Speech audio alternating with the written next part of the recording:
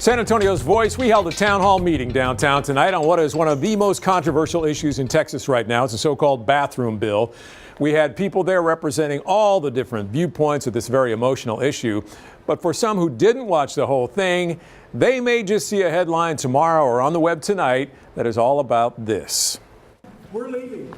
We're done.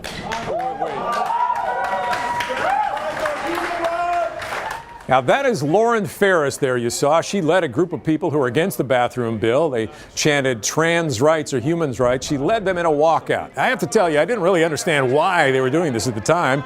And I had a suspicion it was kind of planned because we did our very best to be fair in terms of the makeup of the panel, the amount of time people were getting.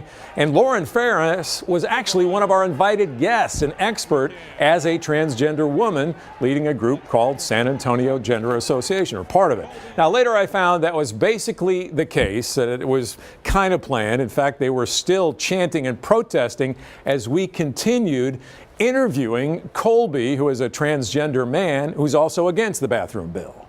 Our country has tried the segregation thing before and that didn't work. Why would we try that now?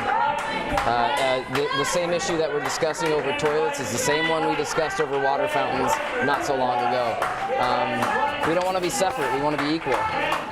Now, obviously, this is a very emotional, personal issue. In this case, even those who are on the same side didn't agree on, turns out, who their best spokespeople would be. That's what caused the walkout. I would just want to give you a little insight quickly.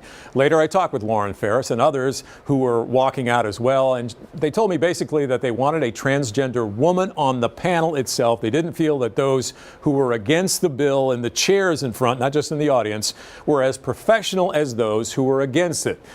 I understand their concern, but let me just say we did our very best to be fair. And if you watch the whole thing, it's on our website right now, news4sa.com. I think you'll see that we were. And we will continue to cover this kind of thing, this issue, because it is taking center stage in Austin and it's so important to a lot of Texans. Now, one of the posts on social media tonight said, I'll give Randy Beamer this. They tried, but it said something like stick to fires and accidents.